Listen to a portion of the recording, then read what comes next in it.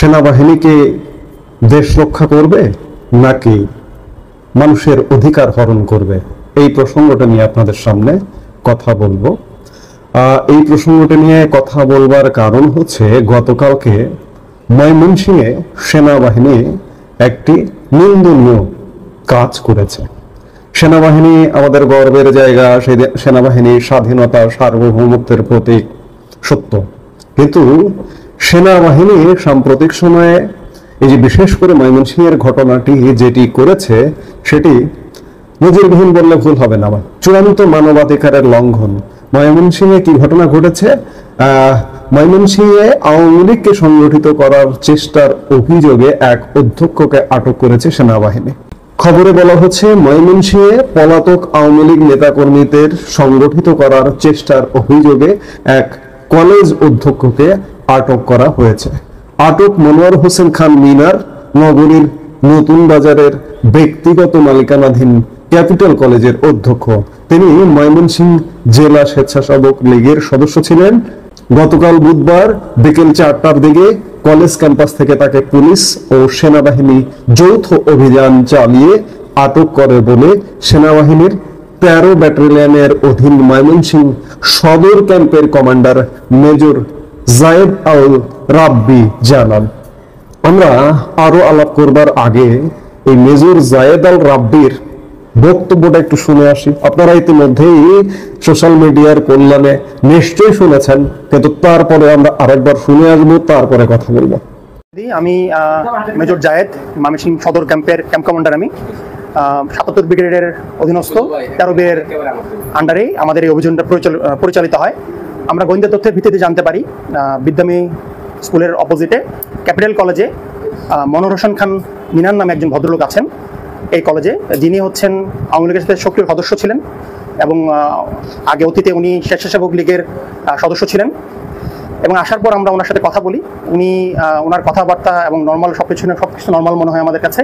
পরবর্তীতে আমাদের গোয়েন্দা তথ্যগুলো এবং ওনার যে সামাজিক যোগাযোগ মাধ্যমগুলো আছে, হোয়াটসঅ্যাপ, টেলিগ্রাম এবং অন্যান্য অ্যাপসগুলো আছে, বিভিন্ন নাম না জানা অনেকগুলো অ্যাপস আছে, এই জিনিসগুলো আমরা একটু ঘাটাঘাটি করে দেখতে পারি আমাদের যে গোয়েন্দা তথ্য ছিল, এবং ওনার সাথে ওনার ওতপ্রোতভাবে উনি জড়িত ছিলেন। এবং আমরা যেটা ধারণা করছিলাম, উনি ময়মনসিংহ সদরের এবং ময়মনসিংহ জেলার আওয়ামী লীগকে পুনর্গঠিত করার কাজ করছেন, উনি চেষ্টা করছিলেন। সেই প্রেক্ষিতে ওনাকে কাজ দায়িত্ব দেওয়া হয়েছিল। আমরা ওনাদের মোবাইল ডিভাইসটাকে এবং ওনার জব্দ যা পাওয়া গিয়েছে সেটা আমরা পুলিশের কাছে হস্তান্তর করেছি। পুলিশ বাকি কাজগুলো করবে। মেজর সাহেবের বক্তব্য শুনলেন। মেজর সাহেব তার বক্তব্যে যে অভিযোগগুলো করলেন, সেগুলো অত্যন্ত ঠুনকো অভিযোগ। আওয়ামী লীগকে সংগঠিত করবার চেষ্টা করছেন, তাদের কাছে গোয়েন্দা তথ্য আছে, গোয়েন্দা তথ্যের অধীনে তারা তার মোবাইল চেক করেছেন, তার মোবাইলে বিভিন্ন জানা অজানা অ্যাপস চেক করেছেন। এগুলো কেন? সেনাবাহিনীকে কি কিংবা পুলিশকে কি কোনো গুরুতর অভিযোগ ছাড়া, আদালতের নির্দেশ ছাড়া কারো ব্যক্তিগত ডিভাইস চেক করবার অধিকার দিয়েছে আইন? আইন কি বলে? আইন বলে নাগরিকের ব্যক্তিগত ডিভাইস তল্লাশি করার ক্ষেত্রে আইন শৃঙ্খলা বাহিনীর কিছু সীমাবদ্ধতা রয়েছে। নতুন সাইবার নিরাপত্তা আইনে অভিযোগ ছাড়া কাউকে ব্যক্তিগত ডিভাইস তল্লাশি করার ক্ষমতা আইন শৃঙ্খলা বাহিনীকে দেওয়া হয়নি। যদি কোনো ব্যক্তির প্রতি সন্দেহ হয়, তবেই কেবল যথাযথ প্রক্রিয়া অনুসরণ করে তল্লাশি করা যেতে পারে। মেজর বলেছেন গোয়েন্দা তথ্যের ভিত্তিতে, কিন্তু তার বিরুদ্ধে যথাযথ অভিযোগ আছে, তার বিরুদ্ধে ওয়ারেন্ট ইস্যু হয়েছে, আদালতের তাকে কি গ্রেপ্তার করতে বলেছে আদালত। আইন শৃঙ্খলা বাহিনী ব্যক্তিগত ডিভাইস তল্লাশির ক্ষেত্রে নিম্নলিখিত বিষয়গুলো প্রযোজ্য। অভিযোগের ভিত্তিতে, কোনো সুস্পষ্ট অভিযোগের ভিত্তিতে কোনো ব্যক্তির বিরুদ্ধে সুনির্দিষ্ট অভিযোগ থাকলে, সেই অভিযোগের সাথে ডিভাইসটির সংশ্লিষ্টতা থাকলে তবেই কেবল তল্লাশি করা যেতে পারে। এই ভদ্রলোকের কাছে, এই প্রিন্সিপাল সাহেবের কাছে যে ডিভাইস ছিল, সেই ডিভাইসটি, তার বিরুদ্ধে যে গোয়েন্দা তথ্য আছে, সেই তথ্য বা অভিযোগ আছে, বা অভিযোগ কি আছে, অভিযোগ কি লিখিত অভিযোগ দেখিয়েছে, দেখিয়ে তাকে গ্রেফতার করেনি। আমরা লিখিত অভিযোগের কোনো খবর সংবাদ মাধ্যমে পাইনি, যার দরুন তার ডিভাইসটি চেক করা অন্যায় হয়েছে। সন্দেহ হলে চেক করা যেতে পারে। যদি কোনো ব্যক্তির বিরুদ্ধে কোনো অপরাধ করার সন্দেহ থাকে তাহলে সেই সন্দেহের যুক্তিসঙ্গত কারণ থাকতে হবে, সেই অনুযায়ী তল্লাশির প্রক্রিয়া অনুসরণ করতে হবে। আইনগত প্রক্রিয়া, তল্লাশির ক্ষেত্রে আইনগত প্রক্রিয়া আমি আগেই যেটি বললাম যে গ্রেপ্তারি পরোয়ানা, আদালতের নির্দেশ ইত্যাদি অনুসরণ করা বাধ্যতামূলক। ব্যতিক্রম ক্ষেত্রে কি করা যেতে পারে? কোনো জরুরি পরিস্থিতিতে, যেমন জননিরাপত্তা বিঘ্নিত হওয়ার আশঙ্কা থাকলে কিছু ক্ষেত্রে তল্লাশি করার প্রয়োজন হতে পারে, তবে সেক্ষেত্রে যথাযথ কর্তৃপক্ষের অনুমোদন সাপেক্ষে তল্লাশি করতে হবে।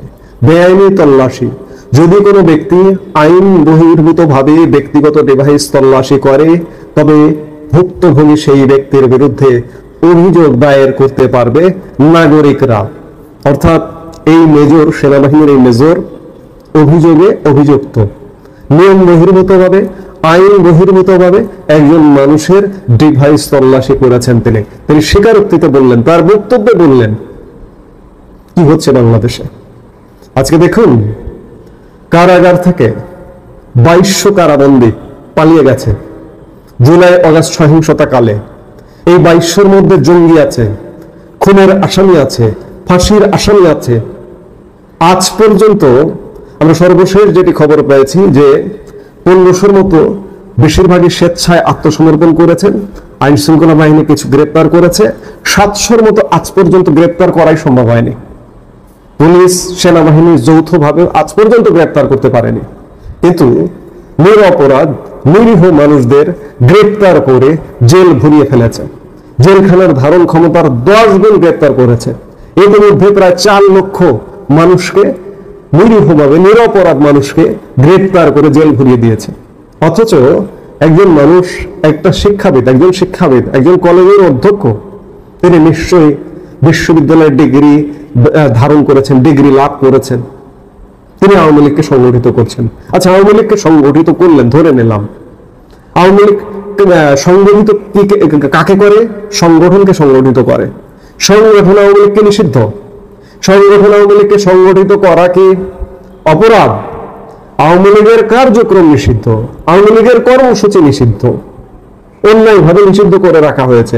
সাপোজ আওয়ামী লীগের প্রতিষ্ঠা বার্ষিকী, সেই প্রতিষ্ঠা বার্ষিকীর কর্মসূচি পালন করতে গেলে নিষেধাজ্ঞা আসতে পারে, কিংবা মিছিল করতে গেলে নিষেধাজ্ঞা আসতে পারে। কিন্তু একটা সংগঠনের সদস্যরা যদি নিজেদের মধ্যে আন্তঃযোগাযোগ করে, নিজেদের মধ্যে আলাপ সালাপ করে, সেগুলো কি অপরাধ? অপরাধের সংজ্ঞায় পড়ে। অর্থাৎ ময়মনসিংহে গতকাল যে কর্মটা ঘটিয়েছে, যে কাণ্ডটা ঘটিয়েছে সেনাবাহিনীর একজন অফিসার, তাকে আইনের আওতায় আনা উচিত, তাকে বিচারের আওতায় আনা উচিত। এটি হচ্ছে আইনের কথা, নিয়মের কথা।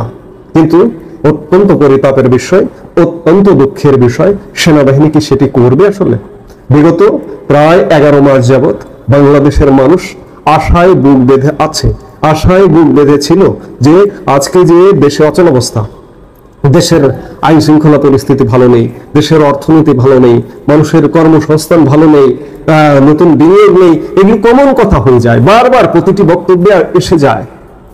এগুলোর ব্যাপারে উত্তরণের তো কোনো কারণ নেই। জঙ্গি, মাদক গ্রেপ্তারের, মাদকদ্রব্য যারা ব্যবসা করে মাদকদ্রব্যের, তাদের তো গ্রেপ্তারের কোনো কারণ নেই, কোনো তৎপরতা নেই। মব হচ্ছে একের পর এক, তাদের তো গ্রেপ্তারের কোনো তৎপরতা নেই। আবার গ্রেপ্তার করার আগেই তারা জামিন পেয়ে যাচ্ছেন। অনেক নিরীহ মানুষ, শুধুমাত্র তাকে যদি আওয়ামী লীগের ট্যাগ দেওয়া যায়, তার জামিনটাও হয় না। এই যে কদিন আগে, 3 দিন আগে সাবেক সিইসি নুরুল হুদাকে হেনস্থা করা হলো মব সৃষ্টি করে, এবং হেনস্থা করার পরে তাকে অ্যারেস্ট করা হয়েছে। ঠিক আছে, তিনি যদি অপরাধী হন, তিনি অ্যারেস্ট হবেন, আইনের আওতায় আসবেন, তার বিচার হবে, সেটি আলাদা বিষয়। কিন্তু তাকে যে মব সৃষ্টি করলেন যারা, ফৌজদারি অপরাধ করলেন যারা, তারা কখন কবে গ্রেপ্তার হলো আমরা জানি না। গ্রেপ্তারের আগে তাদের সংবাদ মাধ্যমে গতকাল খবর এসছে তারা জামিন পেয়ে গেছেন। তারা কিসের? কোন একটা দল, বিএনপি স্বেচ্ছাসেবক দলের সদস্য, তারা জামিন পেয়ে গেছেন। আর আওয়ামী লীগের কেউ হলে জামিন পাবেন না। কত নিরপরাধ নিরীহ সাধারণ মানুষ, সাংবাদিক, কবি, সাহিত্যিক, দার্শনিক এই মুহূর্তে বাংলাদেশের জেলে অন্তরীণ। অথচ সেদিকে নজর নেই। একজন শিক্ষাবিদ, একজন শিক্ষা সংশ্লিষ্ট কাজে নিয়োজিত একটি কলেজের প্রিন্সিপালকে গ্রেপ্তার করতে যেভাবে অভিযান চালানো হয়েছে, একটা জঙ্গি গ্রেপ্তার করতেও সেই অভিযান চালানো হয় না। এবং এই সেনা মেজর যে স্টেটমেন্ট দিলেন, যে বক্তব্য দিলেন, এটি চূড়ান্ত মানবাধিকার লঙ্ঘনের শামিল। সেই জায়গা থেকে আজকে বলবো যে সেনাবাহিনী কি দেশ বাঁচাবেন নাকি মানুষের অধিকার হরণ করবে? আজকে এটি একদম পরিষ্কার যে জুলাই আগস্টে যে সহিংসতা, যে সন্ত্রাস ঘটেছে, এটি কে ঘটতে দিয়েছে? কারা ঘটতে দিয়েছে? কেউ না কেউ ঘটতে দিয়েছে। এবং বিগত সরকারটির পতন ঘটেছে, একটি নির্বাচিত সরকার, নির্বাচন যেভাবে হোক না কেন, সেটি একটা নিয়ম শৃঙ্খলা সংবিধানের আলোকের একটি সরকার ছিল। ইলেকশন টেম্পারিং হতে পারে, হয়েছে, আমি স্বীকার করছি হয়েছে, এবং একপাক্ষিক নির্বাচন হয়েছে। সেনাবাহিনীকে বাধ্য করতে পারতো না সেই সরকারটিকে যে নির্বাচন হয়েছে 7 জানুয়ারি 2024, যে সেনাবাহিনী যেভাবে বাধ্য করে সরকারটির পতন ঘটিয়েছে, সেনাবাহিনীর চাপ প্রয়োগ করতে পারতো না? হয় আপনার রিজাইন দিতে হবে, না হয় নতুন করে নির্বাচন দিতে হবে। নির্বাচন দিয়ে নিয়মতান্ত্রিক উপায়ে সরকার পরিবর্তন হবে।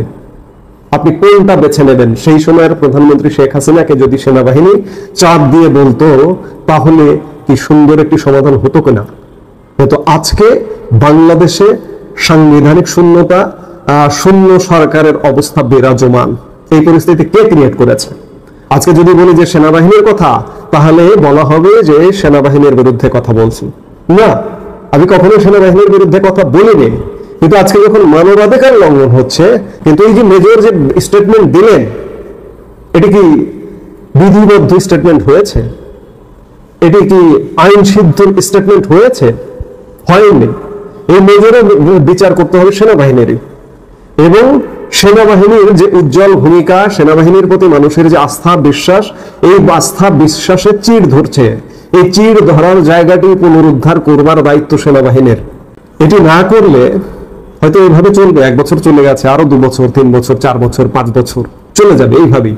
সেনা সমর্থিত অবস্থায় এই সরকারটি চলে যাবে, কিন্তু এরও তো একটি শেষ আছে।